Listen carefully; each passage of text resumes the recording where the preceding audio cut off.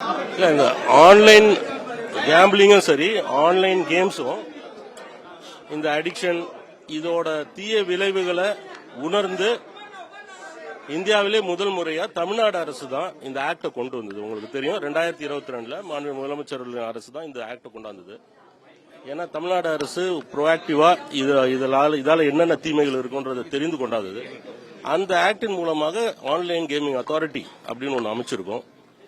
அந்த அத்தாரிட்டி தான் இன்று ஆன்லைன் கேமிங் அடிக்ஷன் மாணவர்கள் மத்தியில் பரவுவதை தடுப்பதற்காக ஒரு விழிப்புணர்வு ப்ரோக்ராம் ஸ்டார்ட் பண்றாங்க.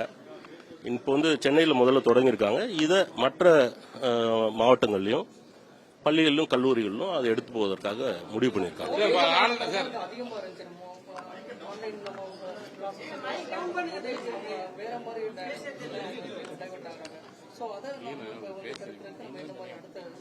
இல்ல, இது தொடங்குனது கோவிட் டைம்ல. ஏன்னா அப்போ கல்லூரிகள் பள்ளிகள்லாம் மூடி இருந்ததால அவங்க மாணவர்கள் பிற பள்ளிகளுக்கு செல்ல முடியல, விளையாட முடியல. அதால அப்பதான் இது அதிகமா தொடங்குச்சு.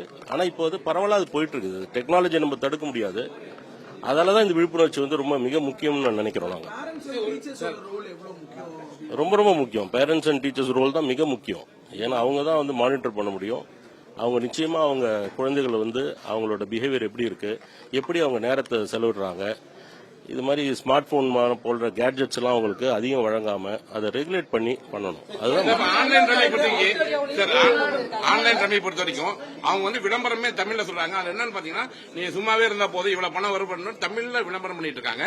நம்ம ஏற்கனவே ஆன்லைன் ரம்மி தடை பண்ணிருக்க சூழல்ல இந்த மாதிரியான விளம்பரங்கள் தமிழ்நாட்டை சேர்ந்தவங்களே பண்ணும்போது இது நிறைய பாதிப்பு மாணவர்கள் மத்தியில் ஏற்படுத்தாதா? தமிழ்ல அவங்க விளம்பரம் பண்ணிட்டு இருக்காங்க. இப்போ ரம்மி அண்ட் போக்கர் பொறுத்தவரை இல்ல, ஹைகோர்ட் சென்னை அது இப்போ ஒரு ஜட்மெண்ட் கொடுத்திருக்காங்க. அது ஜட்மெண்ட் படி இந்த கேம்ஸ் ஸ்கில் பேஸ்ட் கேம் தான், அதனால பேன் பண்ண முடியாது.